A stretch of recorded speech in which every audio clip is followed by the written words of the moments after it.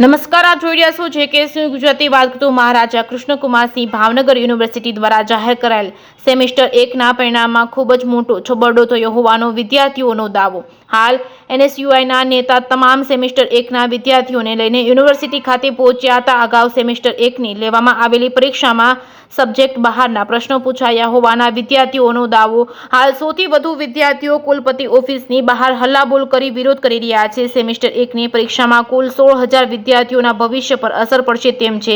NSUIના નેતા દ્વારા રજૂઆત કરતા સમયે કુલપતિને બંગડી તેમજ સાડી પહેરી લેવાનું જણાવ્યું હતું। સાથે નિર્ણય ન કરી શકો તો કુલપતિનો ચાર્જ છોડી દેવા માંગ કરાઈ હતી। JKS ગુજરાતી સાથે હિરેન ભાયાણી, ભાવનગર। છબરડા છે કોઈ પણ પ્રકારના થયા નથી। પરીક્ષા પૂર્ણ થયે કોઈ વિદ્યાર્થીને અભ્યાસક્રમ બહારનું પૂછાણું હોય કે એવી પણ કોઈ રજૂઆત આવેલી નથી। NEP 2020માં જે ગ્રેસિંગ પોલિસી છે એ અત્યારે આપણે અમલમાં નથી, એટલા માટે આપણે 4 સભ્યોની કમિટી બનાવેલી છે। ગાયજન સર, BOMના સભ્ય ગોધાણી સાહેબ, હેતલબેન અને PM ડોલિયા સર।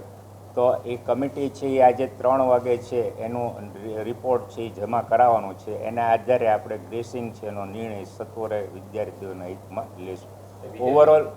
ઓવરઓલ પરિણામ તમે સબ્જેક્ટ વાઇઝ જુઓ તો લગભગ બધા 70% ઉપર જ છે, પણ એકાદ બે પેપર પૂરતું એમને જે બોર્ડર લાઇન છે એનો ગ્રેસિંગનો આજે નિર્ણય લગભગ આવી જશે અને વિદ્યાર્થીઓ છે એને એનો લાભ મળી જશે।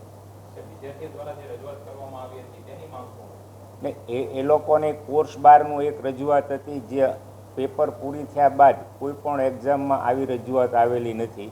એક પેપર અંગ્રેજીમાં હતું, એમાં 14 વિદ્યાર્થીઓ હતા, એની કમિટીએ છે એનો નિર્ણય આપી દીધો છે, એટલે વિદ્યાર્થીઓને એમાં કોઈ નુકસાન નહીં જાય। બાકી જે છે જનરલ ગ્રેસિંગ આ વખતે NEP 2020 ફર્સ્ટ ટાઈમ છે, એટલે જે નવી પેપર સ્ટાઇલમાં વિદ્યાર્થીઓને કદાચ સેટ થવામાં સમય લાગે તો આજે કમિટી છે એનો નિર્ણય જમા કરાવે, વિદ્યાર્થીઓના હિતમાં નિર્ણય સત્વરે થઈ જશે। પર્સન્ટેજ તમે કોઈ પણ ઇન્ડિવિજ્યુઅલ બે પેપરને બાદ કરીએ તો લગભગ 70%થી 95% સુધીનું રિઝલ્ટ છે। એટલે રિઝલ્ટ મૂળ ઓવરઓલ રિઝલ્ટ છે એ 1 કે 2 વિષયને કારણે જે છે એ 1 કે 2 વિષયનો નિર્ણય આજે કમિટી છે એ આપી દેશે।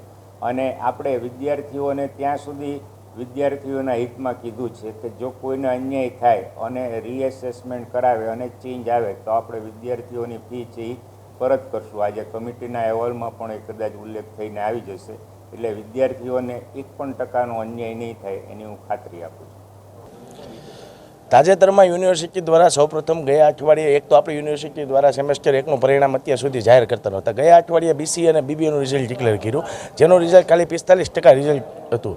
એટલે સરવાળે તમે જોવા જાવ કે 145 વિદ્યાર્થી પાસ, જ્યારે 12મામાં વિદ્યાર્થી સ્કોલર હોય અને 85% સાથે આપણી યુનિવર્સિટીમાં એડમિશન લેતો હોય, ત્યારે કોલેજમાં શું એને 28 માર્ક લેવામાં પણ મુશ્કેલી પડતી હશે। સરવાળે આમાં એવું પ્રતીત થાય છે કે યુનિવર્સિટી દ્વારા વારંવાર પરીક્ષામાં છબરડા કરવામાં આવે છે, પરિણામમાં છબરડા કરવામાં આવે છે અને તેના હિસાબે વિદ્યાર્થીઓ શોષાય છે। ત્યારે આજે અમારી એવી માંગ હતી કે ભાઈ યુનિવર્સિટી દ્વારા કાં તો આ લોકો ઉપર પગલાં લેવામાં આવે પેપર ચેકર ઉપર, અને કાં પછી યુનિવર્સિટી દ્વારા વિદ્યાર્થીઓને ગ્રેસિંગ આપીને વિદ્યાર્થીઓને પાસ કરવામાં। સરવાળે તમે જોવા જાવ તો આપણા શહેરમાં નવી યુનિવર્સિટી એક બની છે, આપણા યુનિવર્સિટીના સત્તાધીશો દ્વારા એ યુનિવર્સિટીને ખાનગી યુનિવર્સિટીને ફાયદો કરાવવા માટે આવું રિઝલ્ટ ડિક્લેર કરતા એવું લાગે છે। NSUI દ્વારા પહેલાં પણ માંગણી હતી અને આજે પણ માંગણી છે કે યુનિવર્સિટીના વિદ્યાર્થીઓને રિઝલ્ટ સારું આપો। બીજી યુનિવર્સિટી તમે જોવા જાવ તો 80% રિઝલ્ટ આપે છે, ત્યારે દર વખતે આપણી યુનિવર્સિટીમાં કેમ ગઈકાલે BAનું રિઝલ્ટ જે ડિક્લેર થયું તે માત્ર ને માત્ર 28% રિઝલ્ટ હતું। અમારી એવી માંગ છે કે આજ સાંજ સુધીમાં જો ગ્રેસિંગ બાબતે નિર્ણય કરવામાં ન આવ્યો અને ગ્રેસિંગ બાદ નિર્ણય કર્યા બાદ પણ જો વિદ્યાર્થીઓ વધુ પાસ ન થયા અને રિઝલ્ટ ઓવરઓલ 70% જેવું ન થયું તો વિદ્યાર્થી હિતમાં NSUI દ્વારા લડત ચલાવવામાં આવશે।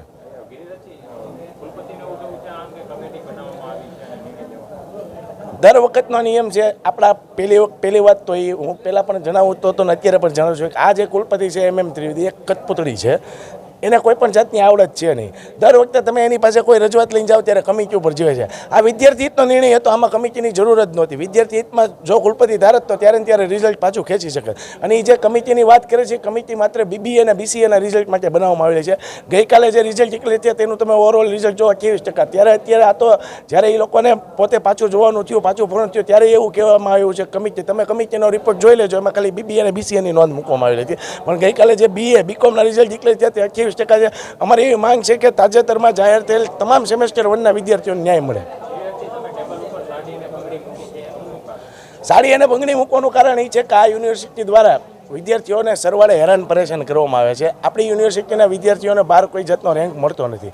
જો તમારાથી આવડત ન હોય અને તમારાથી ન થતું હોય, તમે વિદ્યાર્થી હિતમાં ન ચલાવી શકતા, અત્યારે આપણી યુનિવર્સિટી સી ગ્રેડમાં છે, તો મારું એવું માનવું છે કે આ કુલપતિ હજી જો રહ્યા મહિનો દિવસ, આપણી યુનિવર્સિટીની નબળાઈ એટલી છે કે આપણી યુનિવર્સિટીમાં કોઈ કુલપતિ આવવા રાજી નથી. એકલું અહીંનું રાજકારણ આ ભાજપના સત્તાધીશો દ્વારા યુનિવર્સિટીને એક રાજકીય અખાડો બનાવવામાં આવ્યો છે. એ માટે થઈને આજે મેં કુલપતિને કીધું કે ભાઈ તમારાથી આ ન થતું હોય તો સાહેબ તમે સાડીને બંગડી પહેરીને રાજીનામું આપી દો તમારા પદ ઉપરથી.